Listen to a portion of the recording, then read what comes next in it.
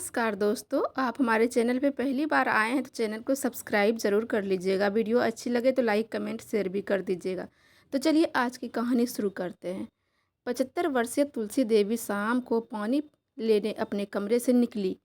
दिन ढल चुका था, तभी एक आवाज़ उनके कानों से टकराई और दिल की धड़कन जैसे थम सी गई। चेहरा भाव शून्य हो गया, जैसे जैसे वो पास के कमरे से आती आवाज़ें सुनती जा रही थी, वैसे ही उनके होश फाख्ता होते जा रहा था।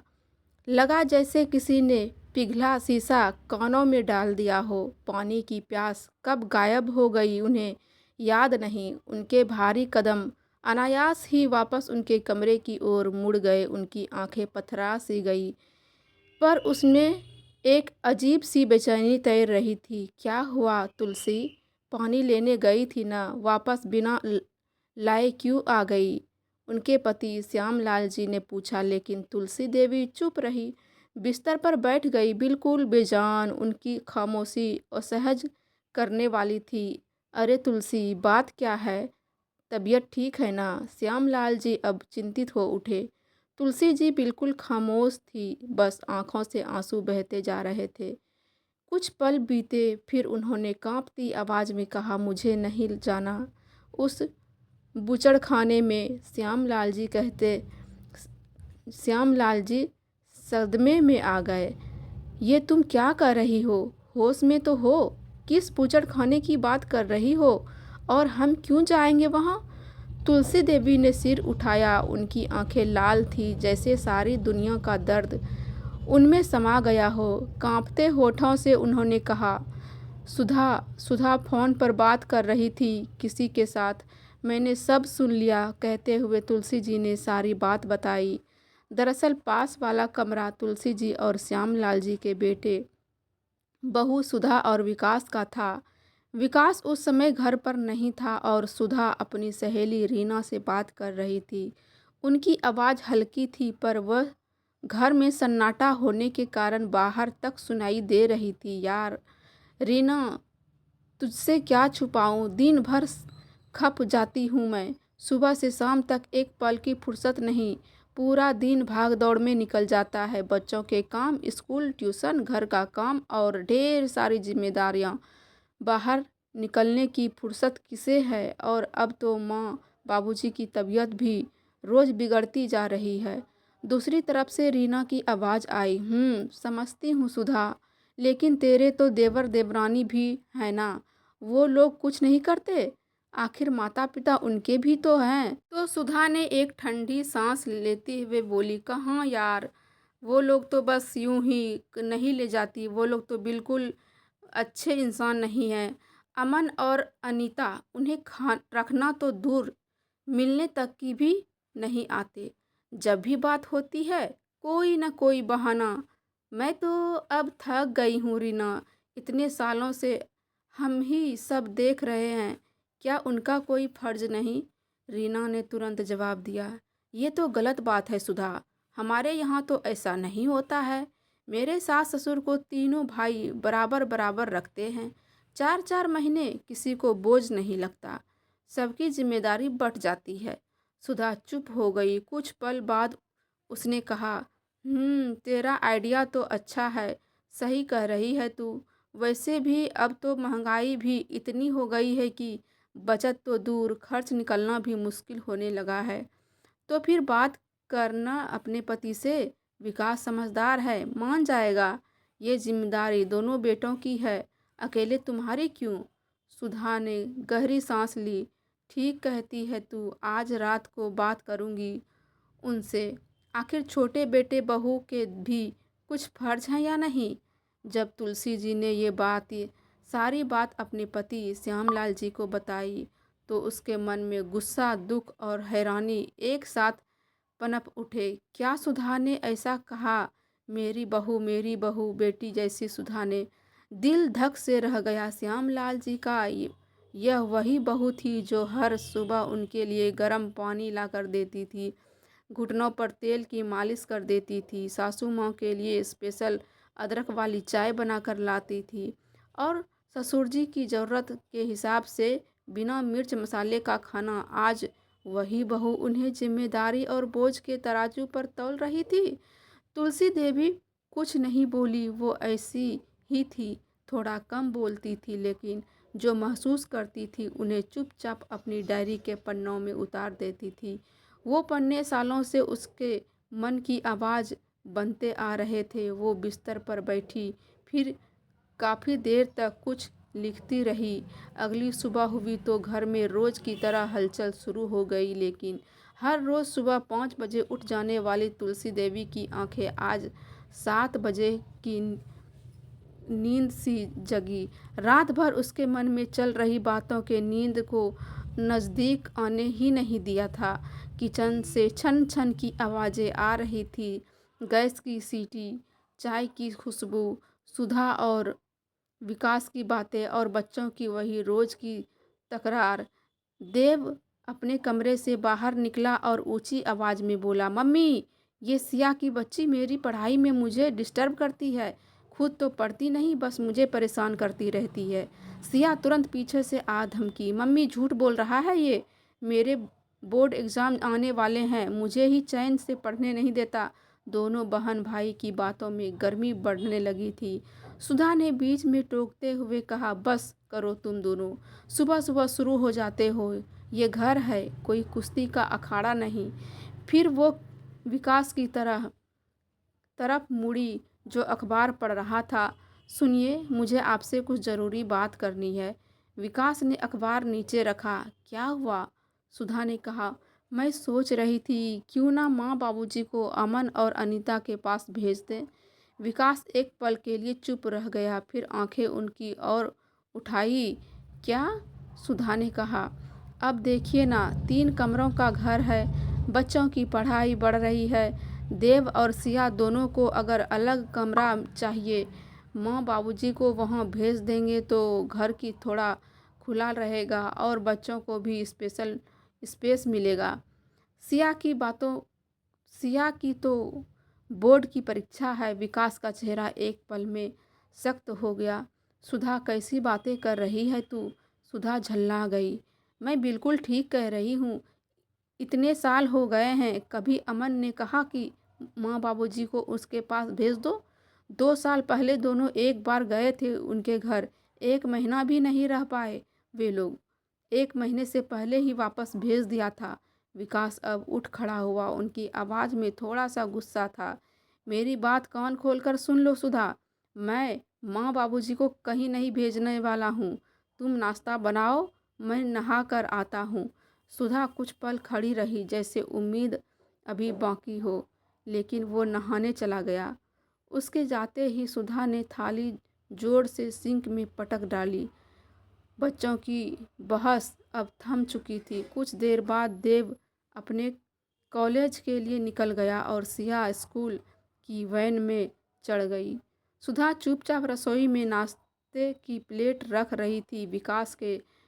विकास ने नाश्ता किया, लेकिन दोनों के बीच एक अजीब सी चुप्पी पसरी रही।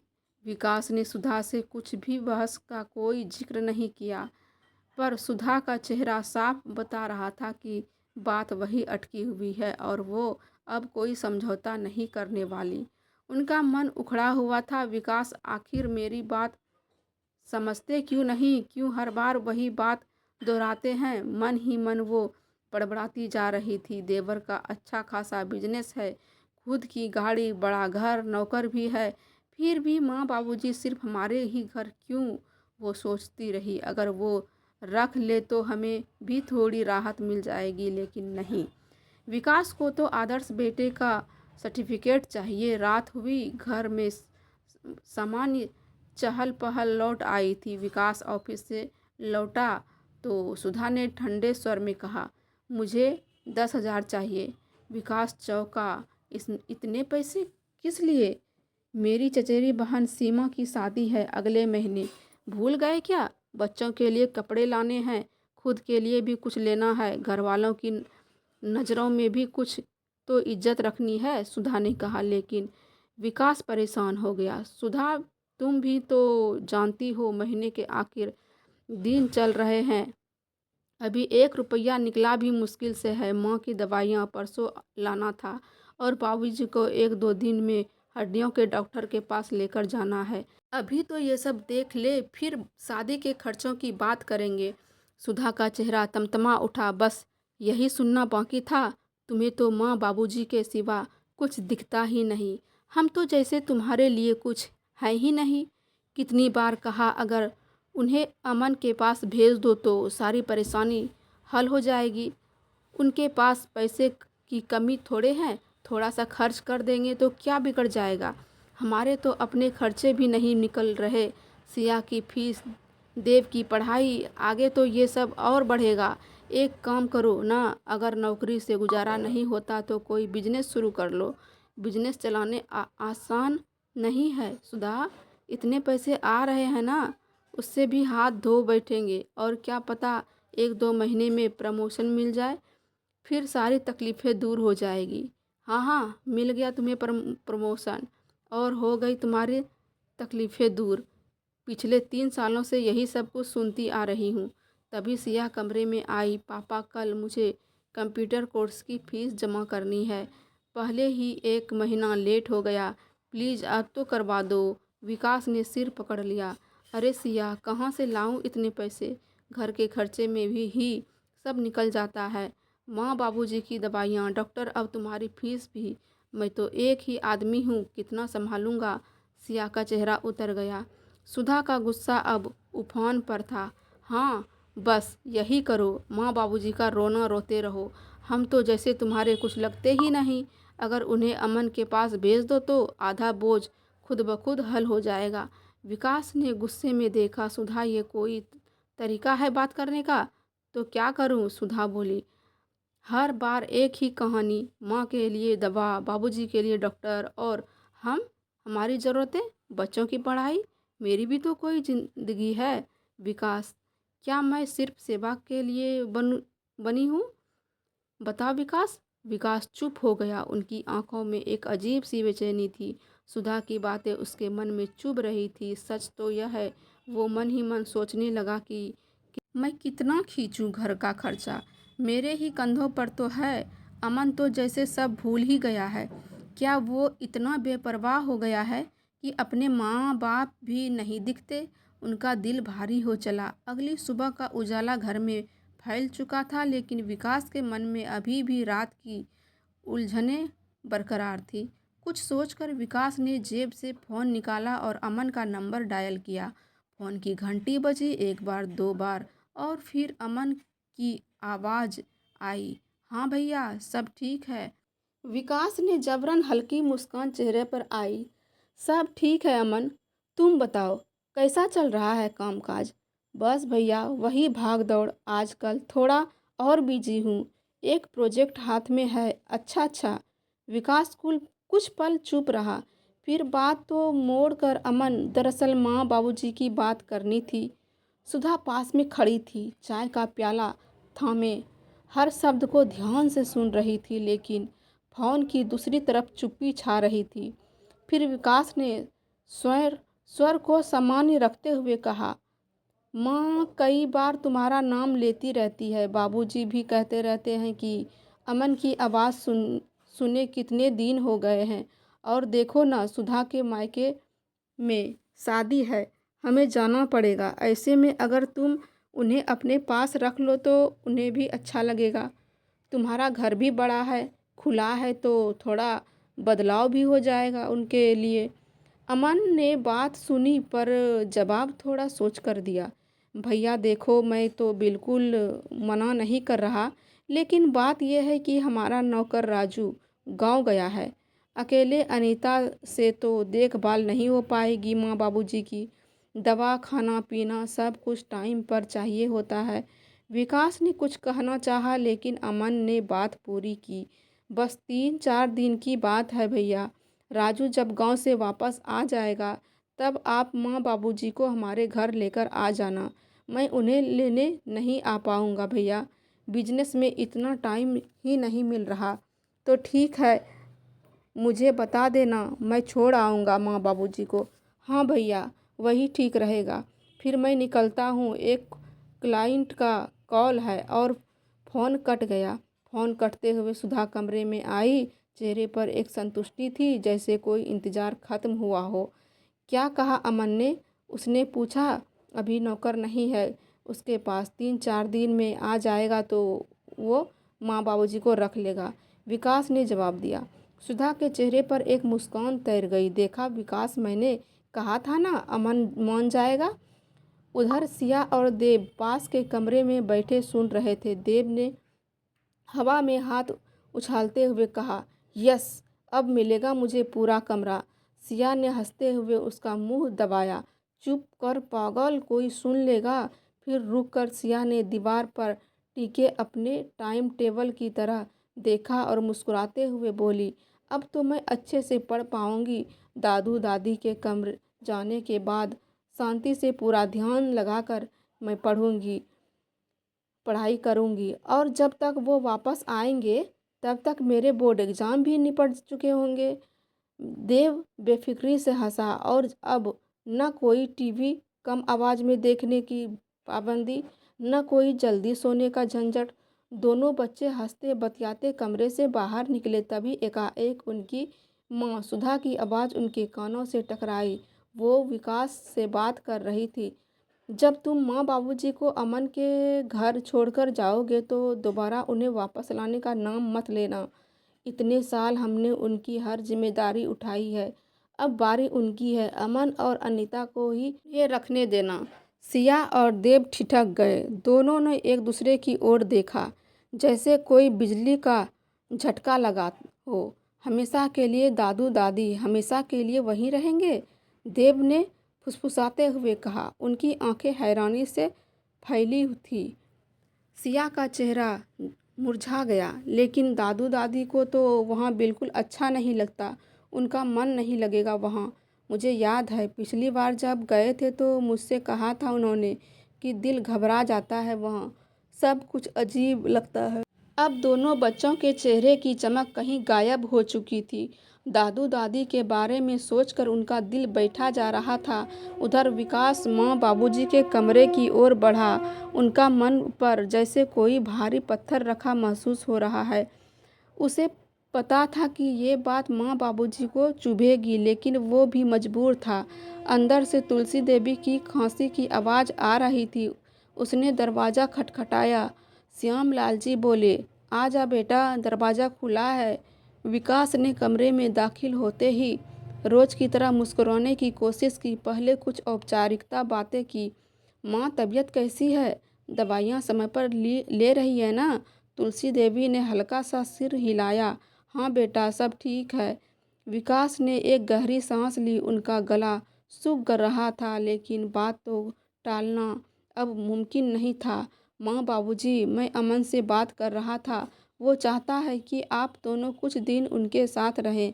मैंने कहा कि ठीक है, 2-3 दिन में मैं आपको वहाँ छोड़ आऊँगा। कमरे में एक गहरा सन्नाटा छा गया। ऐसा लगा जैसे वक्त कुछ पल को वहीं रुक गया हो। श्यामलाल जी ने चश्मा उतारा और उसे साफ करते हुए पूछा, तो कितने दिन के लिए भेज रहे हो बेटा? विकास ने नज़रें चुराते हुए कहा, 2-3 दिन में छोड़ आऊँगा, फिर जैसे वक्त रहेगा वैसे देखेंगे। तुलसी देवी कुछ बोलना चाहती थी, मगर गले में अटक गया। आंखों में पानी भर आया, लेकिन उन्होंने झटपट आंचल से पोंछ लिया। ठीक है बेटा, उन्होंने बस इतना कहा।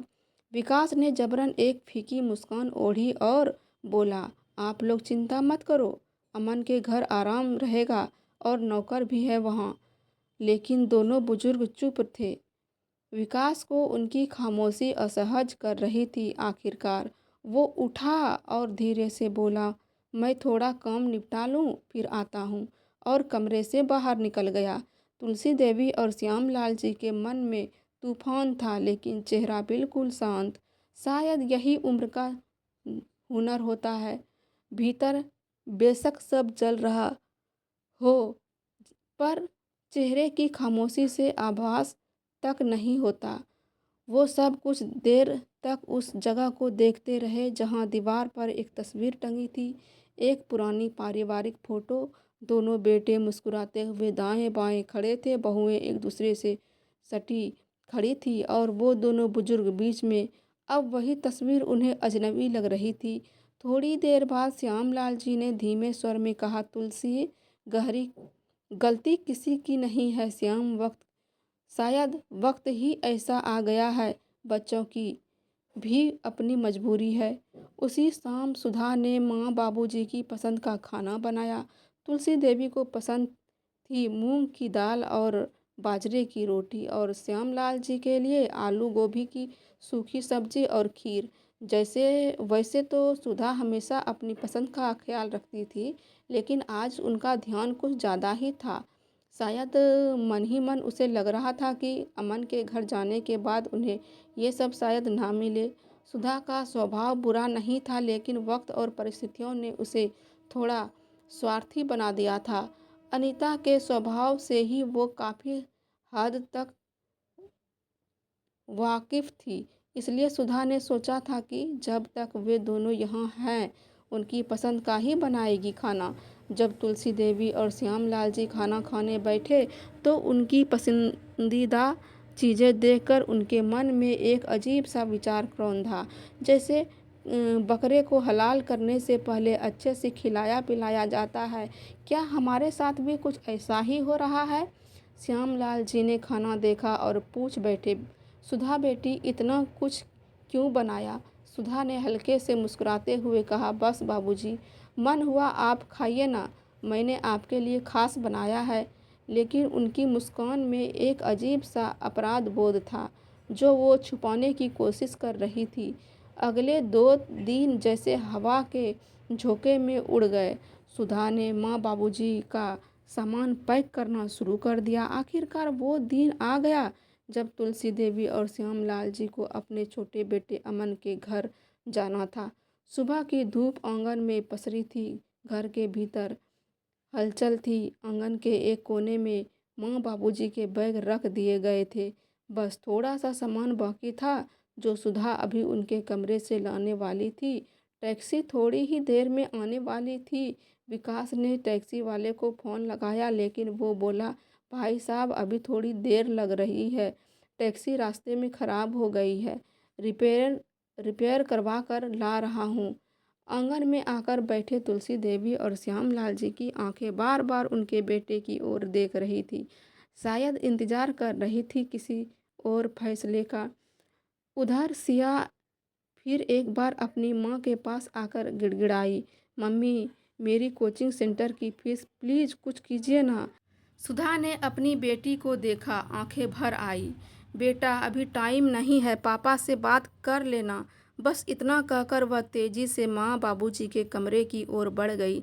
सुधा कमरे में दाखिल हुई, उनकी नज़रें चारों ओर घूमी। उसने एक गहरी सांस ली और बाकी के 2 बैग उठाने के लिए हाथ बढ़ाया। तभी उनकी नज़र उन छोटे से बैग पर पड़ी जिसमें माँ बाबूजी अपनी पेंशन के पैसे रखते थे।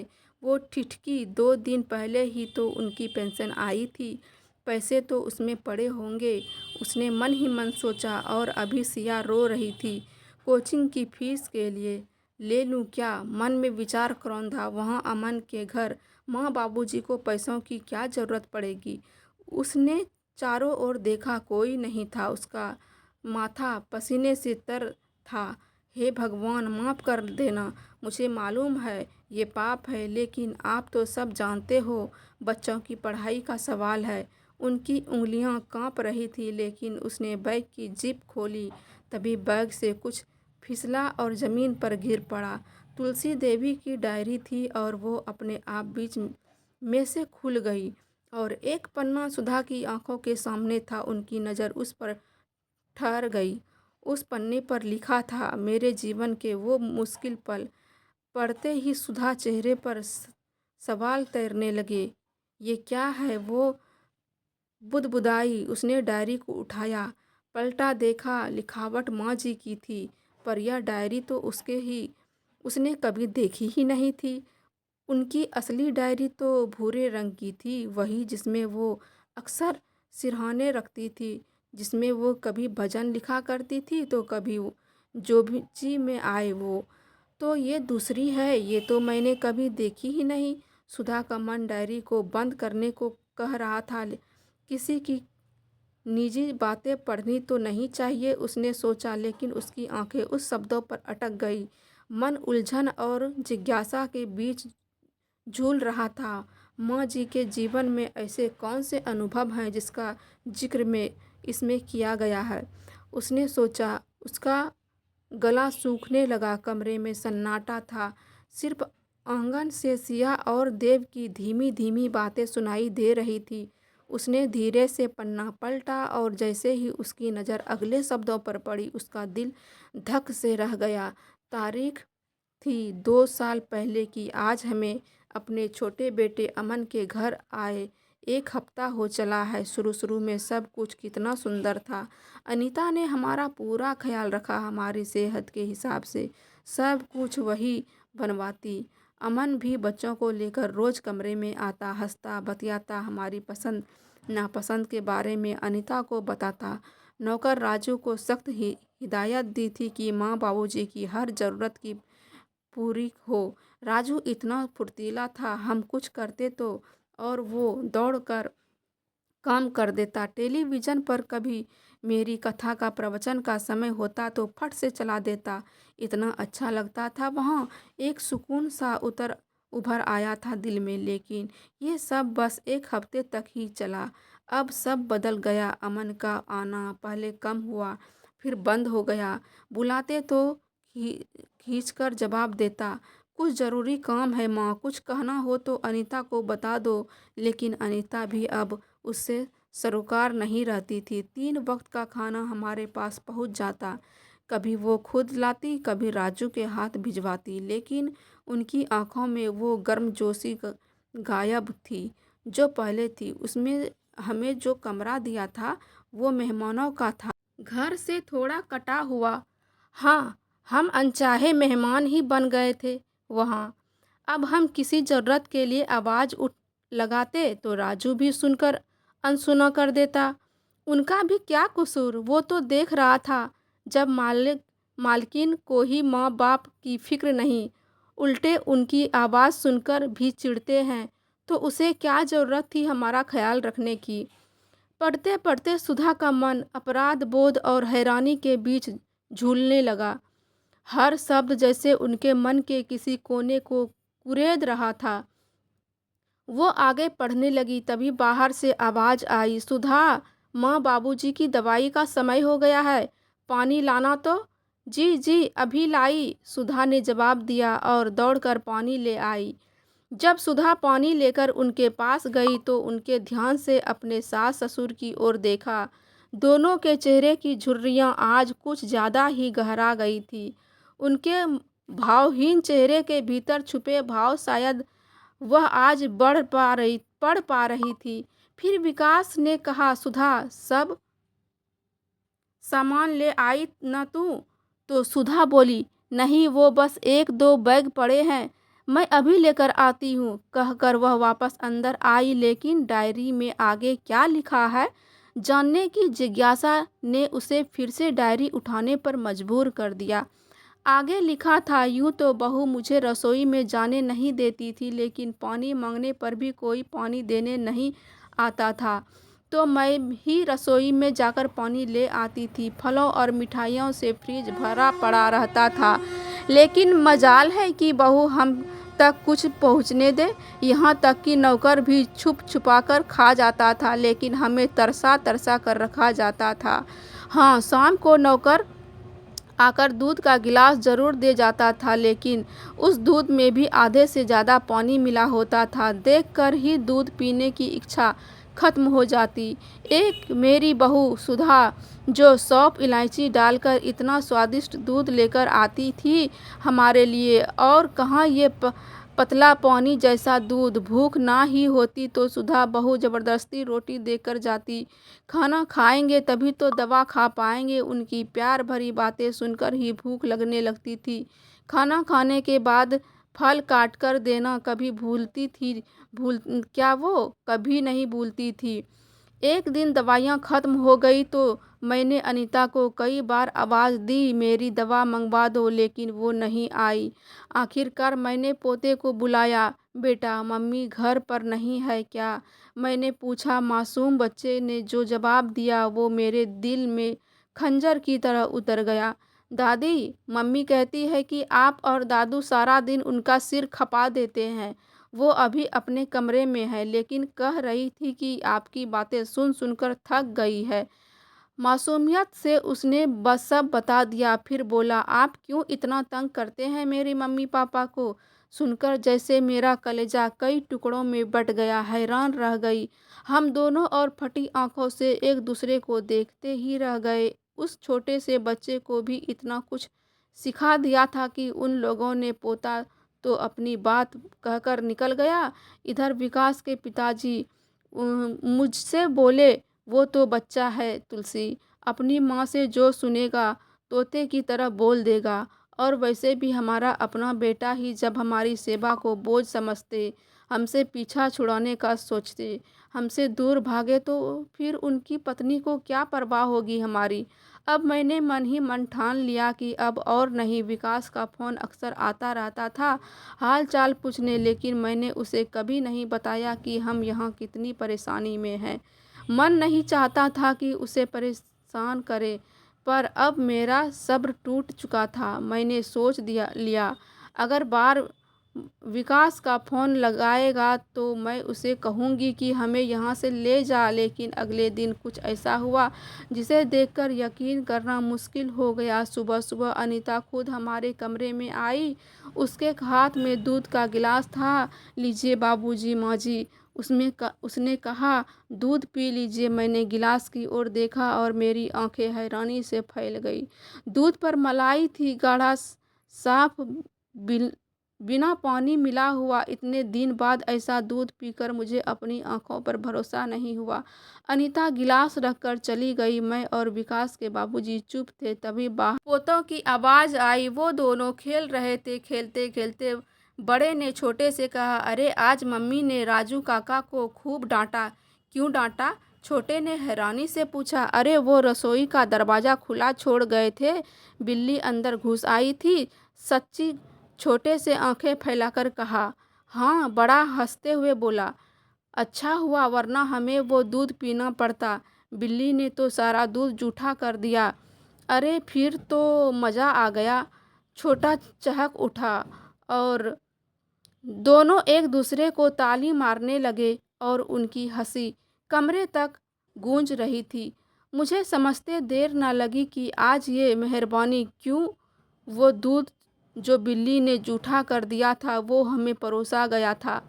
मेरे मन में घृणा और दुख का तूफान उठा। ये इज्जत थी हमारी कि हमें जानवरों का जूठा दूध दे जाए। उस समय मैंने अनीता को आवाज़ दी। विकास के बाबूजी मुझे मना कर रहे थे।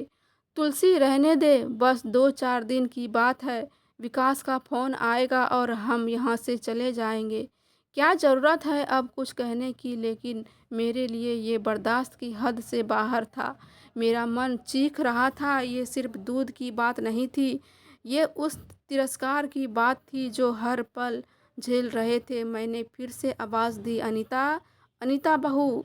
वो अभी अपने कमरे में जाकर बैठी ही थी। मेरी आवाज़ सुनकर वो तलमलाती हुई बाहर निकली। क्या है? उनकी आवाज़ में चीख थी, जैसे मैंने कोई गुनाह कर दिया हो।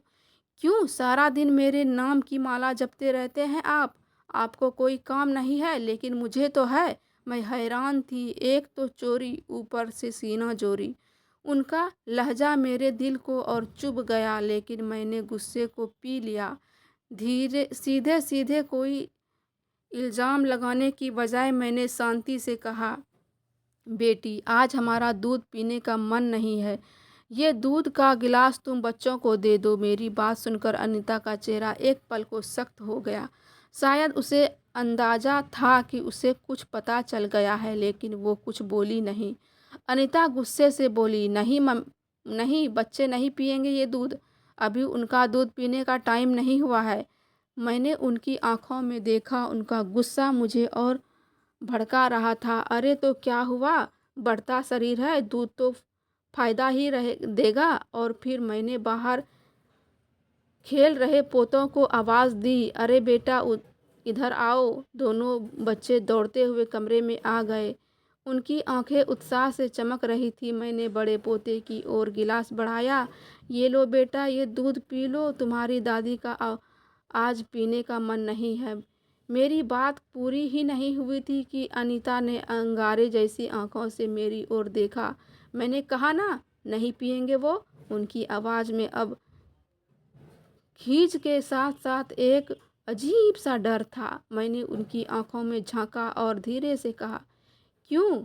क्योंकि ये बिल्ली का जूठा है इसलिए ना। अनीता सकपका गई, उसके चेहरे से जैसे रंग उड़ गया।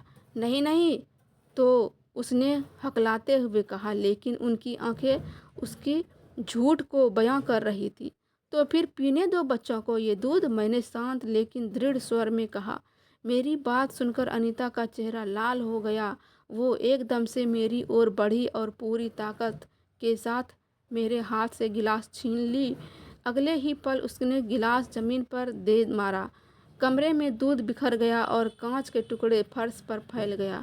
बच्चे डर के मारे पीछे हट गए, लेकिन अनीता यही नहीं रुकी। उसने मुझे जोर जो खरी खोटी सुनाई वो मेरे दिल को चीर गई। आपको शर्म नहीं आती? सारा दिन बस यही ड्रामे करती रहती हैं, हमें चैन से जीने नहीं देती। मेरे घर में मुझ पर ही रौब जमाती हैं, मेरे अपना अपमान करती हैं। अब देखो मैं क्या करती हूँ। मैं तो हैरान थी। उनका हर शब्द मेरे मन को छलनी कर रहा था। वो पैर पटकती हुई कमरे से बाहर निकल गई। उनका चेहरा आग की लपटों की तरह धधक रहा था। बच्चे अब भी चुपचाप खड़े थे, जैसे उन्हें कुछ समझ न आ रहा हो, लेकिन अचानक उठे तूफान की आहट से वो डरे हुए थे। विकास के बाबूजी अपनी भीगी आंखें छुपा रहे थे। कमरे में जाकर अनीता ने शायद अमन को फ़ोन कर दिया था। कुछ ही देर में वो घर पहुंच गया। उनकी भारी आवाज़ गलियारे में गूंजी। क्या हो गया अब? हम दोनों कमरे में चुप बैठे थे। अमन अपने कमरे में गया और काफ़ी देर तक वो और अनीता बात करते रहे। उनकी आवाज़ें दीवारों से टकराकर गूंज रही थी। मैं कुछ सुन नहीं पाई, लेकिन मेरा मन जानता था कि अनीता अपनी बातों को तोड़ मरोड़ कर पेश कर रही होगी। फिर भी मुझे यकीन नहीं था कि जब मैं अमन को सच बताऊंगी तो वो हमें भी सही ठहराएगा। आखिर हम उसके माँ बाप हैं। हमारा इतना तिरस्कार वो कैसे बर्दाश्त करेगा? कुछ देर बाद अमन दरवाज़ा खटखटाया, बिना भीतर चला गया। पीछे पीछे अनीता भी थी, चेहरे पर वैसी ही रुखी नाराज़गी। मैंने देखा और कहा, बेटा मुझे पता है आज अनीता ने हमारे साथ क्या किया, वो दूध। लेकिन मेरी बात पूरी भी नहीं हो पाई थी। अमन बीच में ही आग की तरह फट पड़ा। सब पता है मुझे उसने क्या कहा, क्या किया और आप क्या करती रहती हैं सारा दिन। थोड़े तो शर्म होनी चाहिए माँ। आस पड़ोस में मेरी इज्जत है, लोग क्या कहेंगे जब आपको चीखते चिल्लाते सुनेंगे? ये झगड़ा सुन लेंगे तो हमारी रेपुटेशन का क्या होगा? उसने जो कहा वो शब्द नहीं थे, झुर्रियाँ थी। उसके शब्द मेरे कानों में गूंजे और फिर जैसे सब कुछ ठहर गया। मेरा दिमाग सुन्न हो गया। ये वही बेटा था जिसके लिए मैंने रात रात जाकर दुआएं मांगी थी, जिसकी उच्च शिक्षा के लिए हमने अपनी ज़मीन तक बेच दी थी, अपनी हर खुशी कुर्बान कर दी थी, केवल इसलिए कि वो सेटल हो जाए। लेकिन मैं दुआ कर रही थी कि किसी तरह ज़मीन फट जाए और मैं उसमें समा जाऊं। जब अपनी ही औलाद अपनी ना रही तो और किसी को दोष कैसे दे सकती हूँ? मुझे याद नहीं उसने क्या क्या कहा, क्या क्या सुनाया। उसकी आवाज़ मेरे कानों में गूंजती रही, लेकिन धुंधले हो गए, शब्द धुंधले हो गए। मेरी सांसें उखड़ने लगी और आँखों के सामने अंधेरा सा छा गया। जाने कब तक मैं भूत बनी बैठी रही। जब होश संभाला तो विकास के बाबूजी मुझे सहारा दे रहे थे। उसकी आंखें नम थी, लेकिन वो चुप थे। शायद वो भी मेरी तरह टूट चुके थे। अगली सुबह सब कुछ पहले जैसा शांत था, जैसा प्रतीत हो रहा था जैसे कोई तूफान आकर गुजरा हो। विकास के बाबूजी ने अमन को आवाज़ दी और कहा, बेटा हमें वापस वहीं छोड़ दो, विकास के पास हमारे अपने घर, हमारा वही मन लगता है। अमन ने एक हल्का सा ठीक है कहा, जैसी किसी जिम्मेदारी से छुटकारा मिला हो।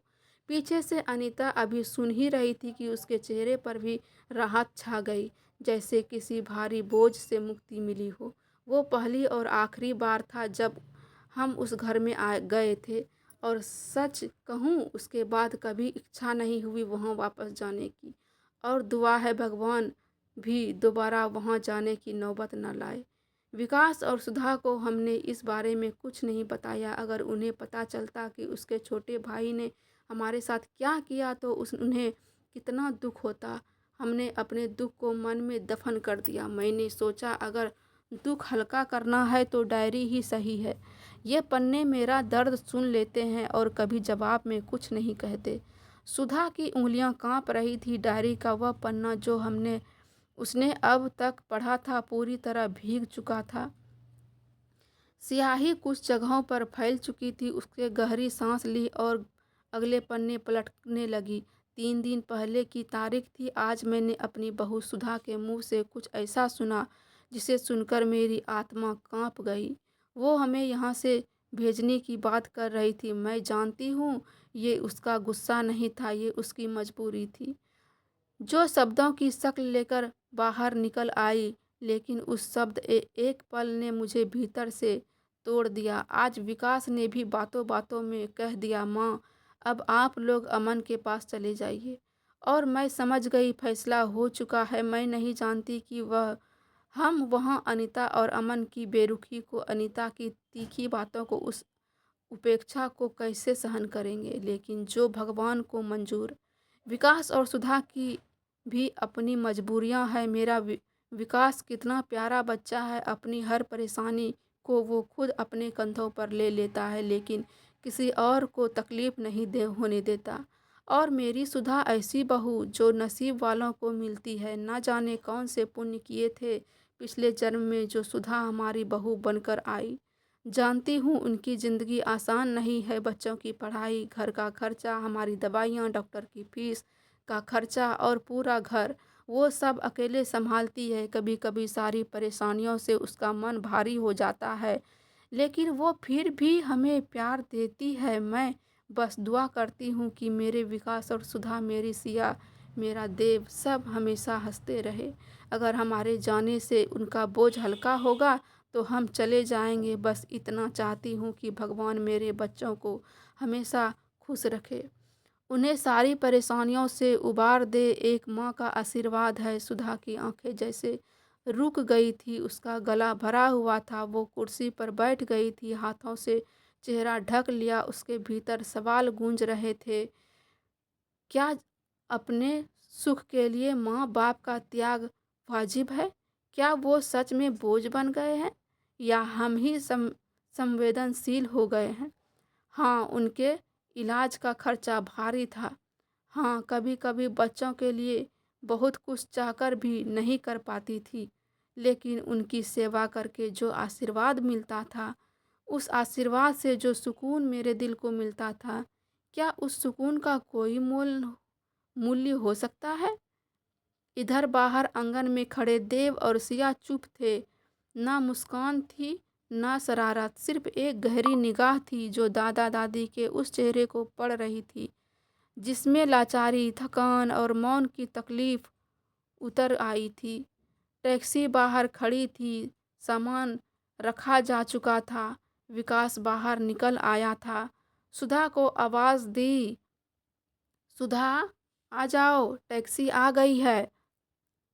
तुलसी जी और श्याम लाल जी ने खड़े होकर बेचैन नज़र से अपने घर की ओर निहारा जहां उन्होंने पूरी जिंदगी बिताई थी। तभी कमरे से बाहर आई सुधा भीगे चेहरे के साथ कुछ पल दरवाजे पर ही खड़ी रही, फिर आवाज़ दी, माँ। माँ तो तुलसी देवी रुआसी आवाज़ में बोली, आजा बेटी, तेरा इंतज़ार कर रही थी। कहते हुए उन्होंने अपना हाथ आशीर्वाद देने के लिए बढ़ाया, लेकिन सुधा दौड़ी दौड़ी आई और भरी आंखें लिए अपनी सासू माँ को अपनी बाहों में खींच लिया। फूट फूट कर रो पड़ी वो। मन के भीतर की गांठ खुल चुकी थी। जो कुछ महीनों से दिल में गुस्से और बोझ के नाम पर जमा हो रहा था, वो अब आंसुओं के साथ बह रहा था। आप लोग कहीं नहीं जाएंगे, यहीं रहेंगे हमारे पास। यह सुनकर सब लोग हक्के बक्के रह गए।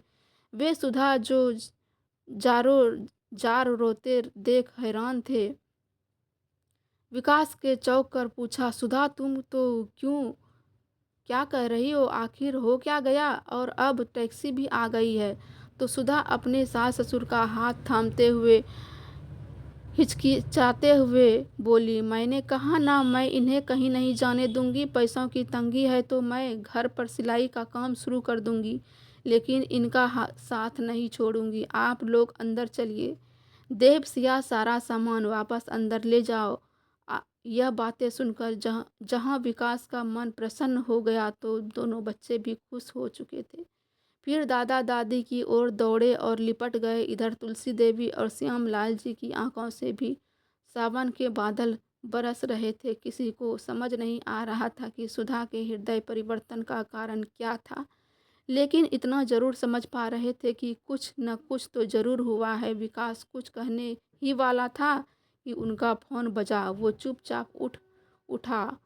फ़ोन सुनते ही उसकी सांसें अटक गई। सुधा और बाकी सब उनकी ओर देखने लगे। क्या हुआ पापा, आप ठीक तो है ना? विकास कुछ पल चुप रहा, फिर बैठ गया। मेरा मेरा प्रमोशन हो गया है। उसने फटी फटी आंखों से सुधा की ओर देखा। अगले महीने से मेरी सैलरी डबल हो जाएगी। सिया चिल्लाई, सच में पापा, आपका प्रमोशन? देव कूद पड़ा। अब दादू का ऑपरेशन भी हो जाएगा, दादी की दवा भी, और हमारी कोचिंग क्लास की फीस भी। दोनों बच्चे खुशी से नाचने लगे। कांपते हाथों से सुधा ने सास ससुर के पांव छुए। माँ बाबूजी की, यह आपके आशीर्वाद का ही तो फल है। आप ही तो हमारी ताकत हैं। आपके बिना ये घर घर कहाँ रह जाता। श्यामलाल जी ने कांपती हथेलियों से बहू का सिर सहलाया और तुलसी देवी ने उसे अपनी बाहों में भर लिया। सुधा, विकास, बच्चे सब एक साथ लिपट गए। सारी शिकायतें, सारे दुख, सारे बोझ उस एक आलिंगन में कहीं पीछे छूट गया। तो दोस्तों, यह स्टोरी सुनाते हुए मेरी तो आंखें नम हो गई, आवाज़ भारी हो रहे थे, लेकिन बहुत ही कोशिश करने के बाद हम आपको ये कहानी सुना पाए हैं। आपको ये स्टोरी कैसी लगी कमेंट बॉक्स में ज़रूर बताइएगा। फिर मिलते हैं एक नई स्टोरी के साथ। हर हर महादेव।